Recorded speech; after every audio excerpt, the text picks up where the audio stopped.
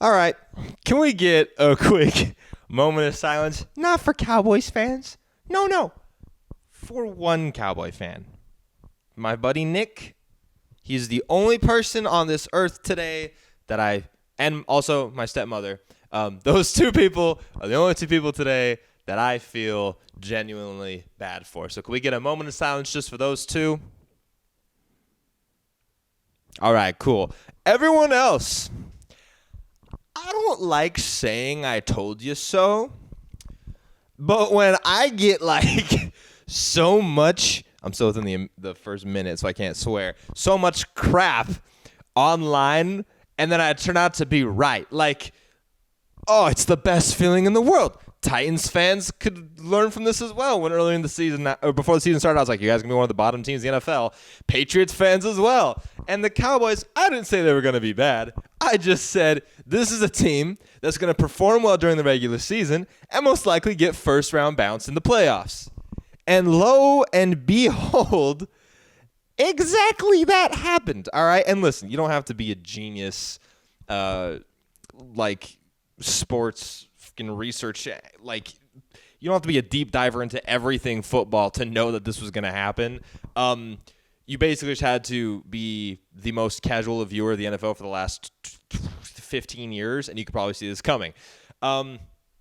Here's the funny thing, though. I won't lie. Going into this game, I was like, yeah, no, I think Dallas will win this game. I think it'll be a close game. What I kind of thought was going to happen was I thought the Cowboys would win. It'd be a little too close for comfort, and then like Monday comes and everyone's like, "Are the Cowboys pretenders?" And instead, the Cowboys they don't even get to be in that conversation because they're no longer in the playoffs. So let's talk about the game. I know also this is kind of weird because I usually only do post-game recaps for the Steelers, but now that we're narrowing down the postseason, and since we only do the podcast once a week, if there is like a momentous thing that happens one night, I might just turn on the camera and talk about it. So you guys will definitely get another one of these for the Steelers game that happens. But other than that, it's not like I'm going to be talking about the Cowboys every single week now. But we're going to talk about this game. So, yeah, box score watchers, you'd be like, oh, pretty good game. It's two-possession game at the end. No, there was a 32. I think the biggest lead was 32 points. That was when it was 48-16, I believe. Freaking insane. And the biggest thing that everyone's going to be talking about is who does all of this come onto? Pause. Who is responsible for this performance? Is it Dak Prescott? Is it Mike McCarthy? Could it possibly be both? Is there maybe a third person that not many people are talking about right now because those two are the fun and like easy people to talk about? We're going to talk about all those. But those two names plus the third ghost name that I'm going to name in a minute, those two names are very fair to criticize for this game. Now, did the Cowboys lose this game because of Dak Prescott? No. Did Dak put them in a situation to win this game? No. Did this team lose because of Mike McCarthy? Possibly. Did Mike McCarthy put them in a situation to win this game? No. Let's talk about Dak first.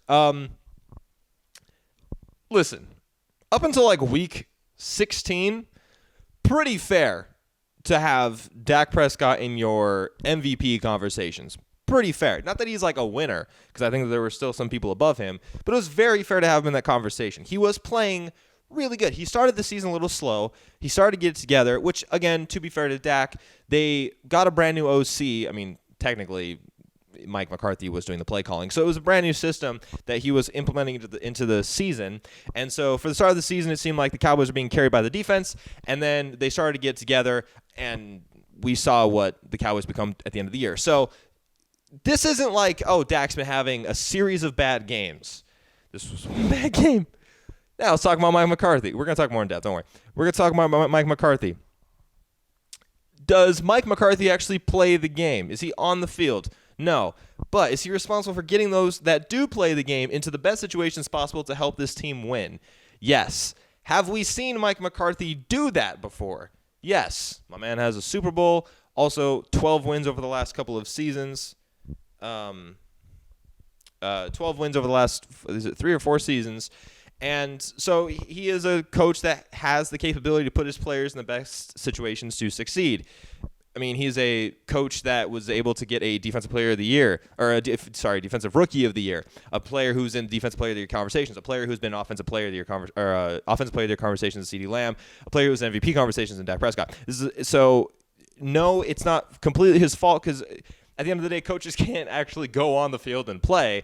But at the end of the day as well, to be fair and play devil's advocate, that coach, their job is to put those players in the best position to succeed and make adjustments when things are going their way, and that's one of the biggest things that the Cowboys lacked in this game. Now, for excuses that people could be talking about, here is... I do not want to. Actually, I'd love to hear Cowboys fans' excuses, because it means nothing to me. It will all just be, I already know that social media is going to be a very fun place that I will not be looking in the comments. I'll be looking in the comment section for. It's not replying to, because it's just going to be comical. But let's talk about this, okay? Do they have a quarterback problem? No, he was in MVP conversations. Do they have a running back problem? No, I did not hear nonstop about Tony Pollard in the offseason from Cowboys fans and how he was going to overtake Ezekiel Elliott. Oh, well, he ended up with 1,000 yards, Connor, so he must be a great running back. So I'm just using your guys' words against you. Wide receiver. Oh, maybe they had only one good wide receiver who had 1,700 yards and 12 touchdowns. But no, their wide receiver 2, Brandon Cooks, was also very good this season for them. Welcome to dish it onto the team. Oh, maybe they had a bad tight end situation. So when they were doubling or locking down the wide receiver core and the running back, maybe they didn't have a tight end outlet. No, they had one of the best rookies this year, and not just that, one of the best rookie tight ends. If there wasn't a Sam Laporta in this draft class, or a Dalton Kincaid, you could argue that he's been the best rookie tight end this year. All right, maybe their O-line wasn't good this year. No, multiple All-Pros and Pro Bowlers.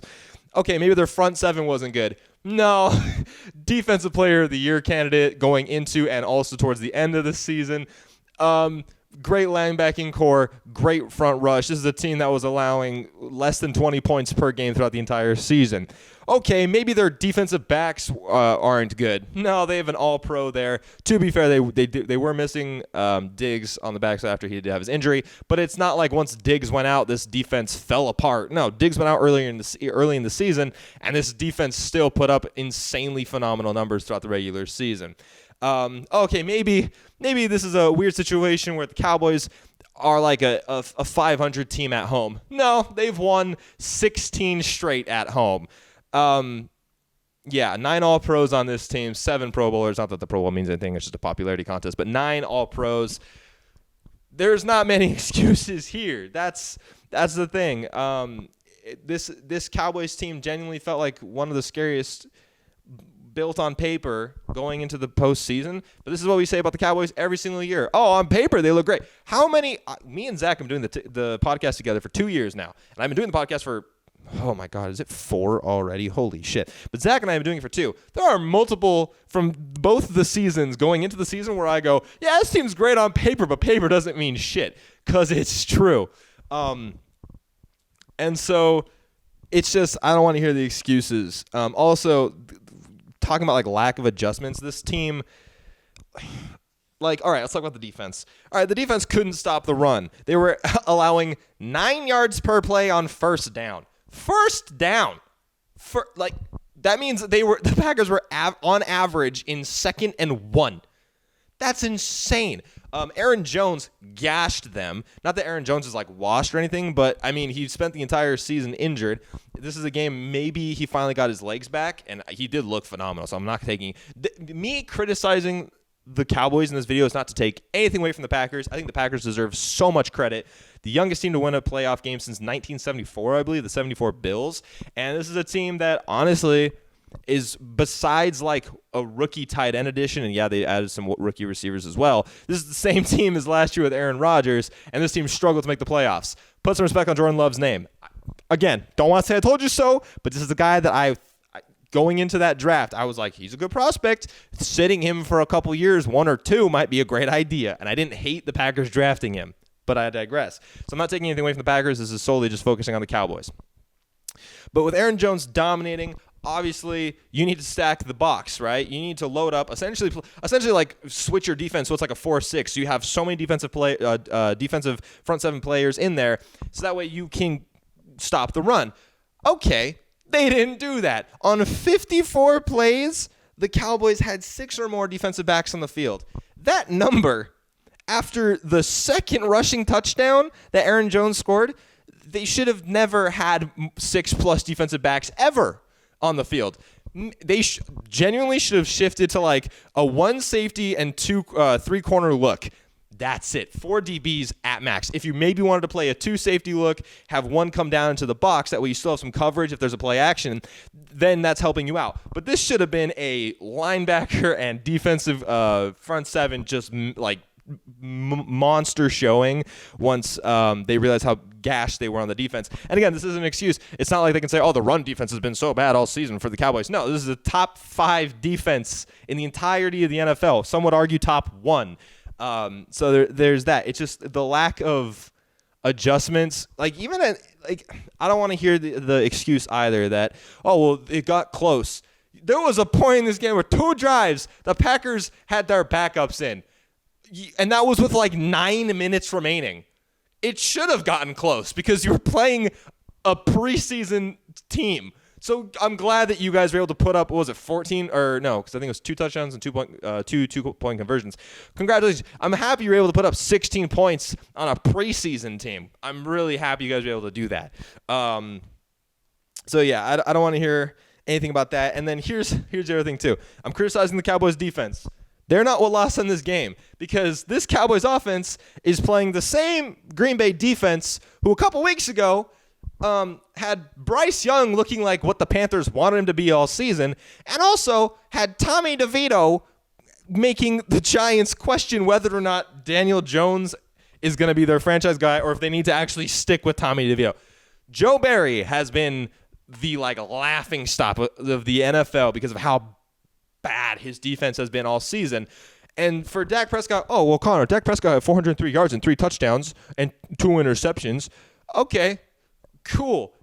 Out of going into halftime, Dak had 76 yards and 2 picks. So most of, if not all of that, came in garbage time.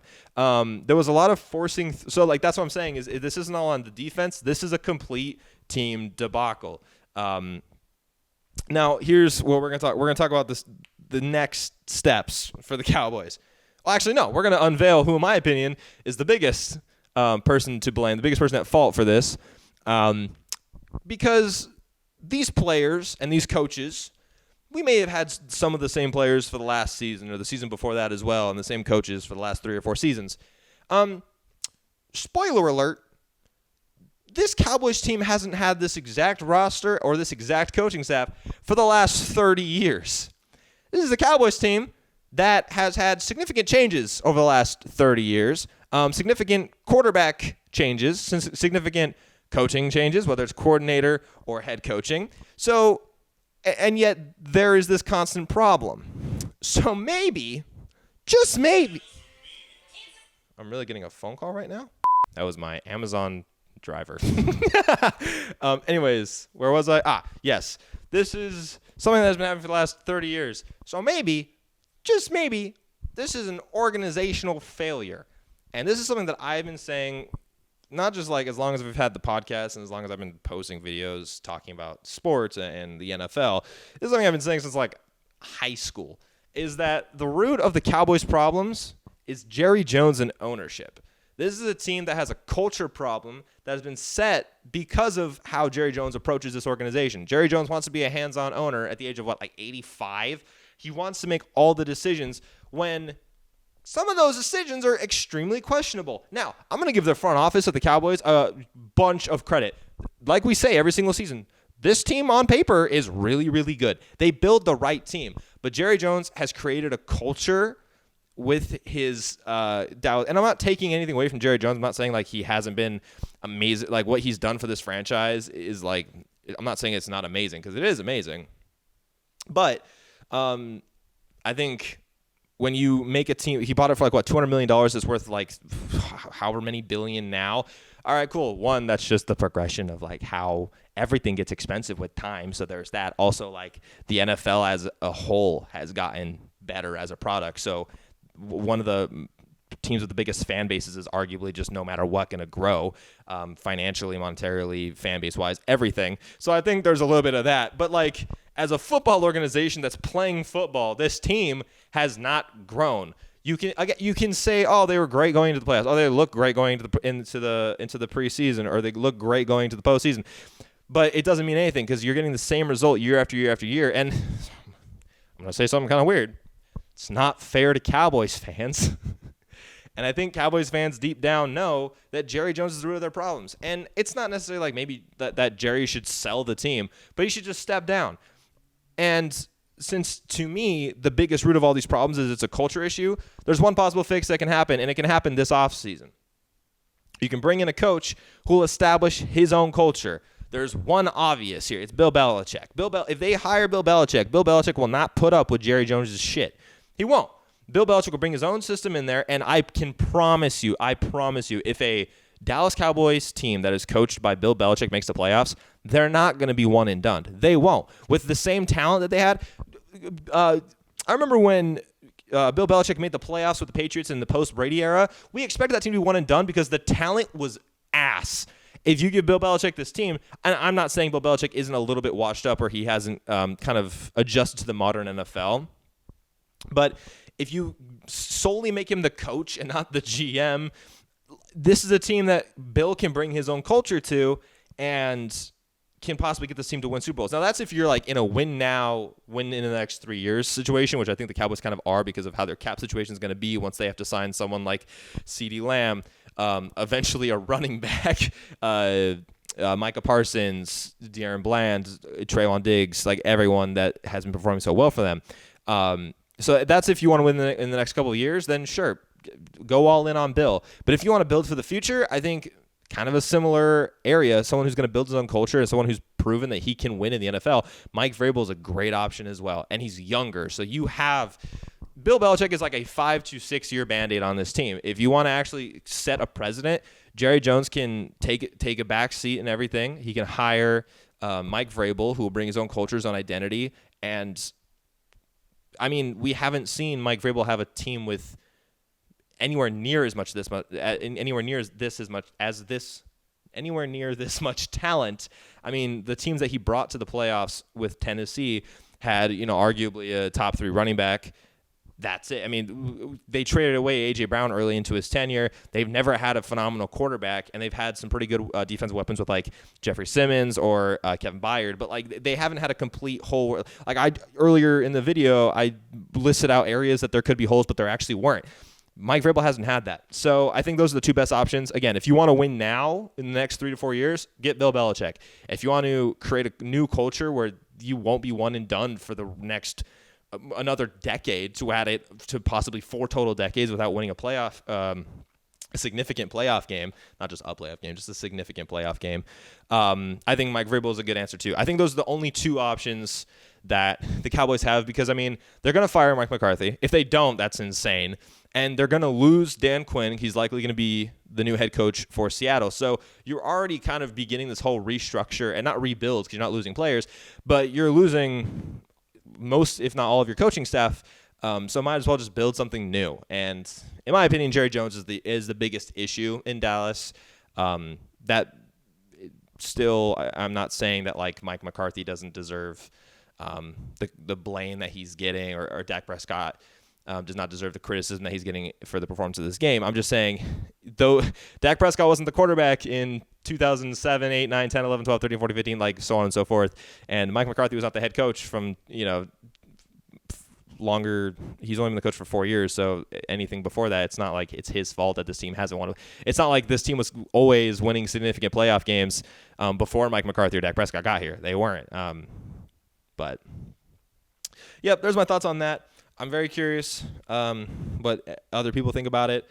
It's going to be really interesting to see the kind of progression of what happens to this team. I mean, do they give a guy like Trey Lance a shot, someone who was drafted, and he's still pretty young for being in his 3rd year in the NFL, and has sat in a Shanahan system and behind Dak Prescott now, and sat through the entire system that Dallas has kind of instilled. Do you want to give him a shot? I'm very curious what other people have to say about this. But other than that, I'll see you guys for the Pittsburgh recap after that game. And then if there's anything else. But if not, if you guys don't see that, make sure to check out the podcast. It'll be coming out. It's going to come out a day later than normal because me and Zach are going to wait until all the playoff games. Usually we post the podcast on Mondays, but we're going to actually record Tuesday. So it's either going to come out Tuesday night or Wednesday morning. Just because we want to wait until every playoff game is done to actually talk. Nice voice crack. I'm 23 years old. We want to wait until every game is done to talk about it. We don't want to like talk about every game up until Monday night games and talk about like what could happen. It might as well just wait. So other than that, like I said, let me know what you guys think, and I'll see you guys next episode. Bye.